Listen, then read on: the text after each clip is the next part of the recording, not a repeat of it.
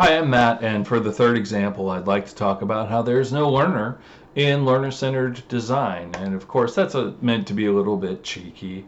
But the reason that I'm asking this question is because learner-centered design has become a bit of a buzzword in educational technology, which is totally understandable because at a glance, who wouldn't want to be learner-centered? That's a no-brainer.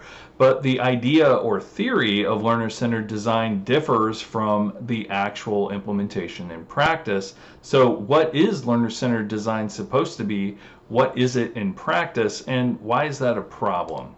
Let's talk a little bit about what learner-centered design is supposed to be. Now, based on the theory of learner-centered design, it tries to focus all questions regarding learning squarely on the learner.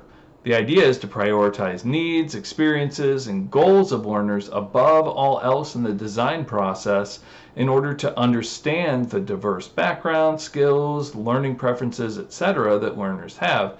And then you take that information and you use it to design really great learning experiences that are engaging, relevant, accessible, effective, and all the good things that we want to see in great learning design. The issue is that learner-centered design is very time-consuming, it's ambiguous, it's ambitious, it requires negotiation, compromise, patience, and most importantly, it requires meaningful inclusion of learners, learner groups, members of the community, folks like that, into the design team. And these are people that you incorporate as co-designers, not just consultants or people who you bring in at the end of the design process as evaluators. As a result, co-design is difficult to standardize, difficult to enact, and it varies significantly across projects and design contexts. So what does learner-centered design look like in practice? Well, it's quite different actually. A quick Google search with some screenshots from the first couple of pages of Google results suggests that learner-centered design doesn't actually reference the learner in any meaningful way, but that learners are referenced in more of a tangential manner. And that the models that you can find with a quick Google search tend to characterize learner-centered design as a process that is easy to describe, simple to enact, and with a great deal of commonality across projects and design contexts.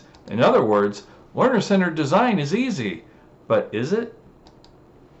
If we were to follow these simple models and these simple rubrics, we might think that we've done a great job of designing for diverse learners, but what we've done is we've done a great job designing for an idea of diverse learners. And that's what this picture on the screen is intended to convey, is we have an idea of learners, but these aren't necessarily actual learners. And based on our own biases and backgrounds, they may not be diverse either. When I talk about diverse learners, I'm referring to diversity across dimensions of socioeconomic status, minority and minoritized status, ability status, age ranges, sociocultural background, etc. Because all of these factors represent learners who desire to learn. And I can't think of a single rubric or design process within that learner-centered design frame that would allow me to design for all of these learners. The range of tools, processes, information, rubrics, etc. that are available related to learning-centered design tend to prioritize uniformity over creativity. And this in turn tends to marginalize human intuition and empathy, which traditionally have fallen into the domain of the designer. Now, when the designer's role is de-emphasized, what ends up happening is that technology tends to be emphasized because technology is able to, you guessed it, standardize and create more uniform learning experiences. I'd like to argue that we start to think instead of learner-centered in terms of learner empowerment.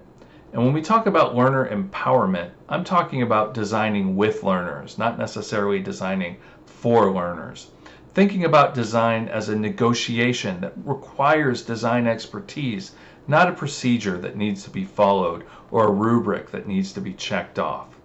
That we seek to prioritize learner development over time, over short-term learning objectives or short-term assessment outcomes. And finally, that we're better able to reward creativity and innovation in the design process as opposed to uniformity and standardization. And on that point, I'm going to pass the mic back to my colleague.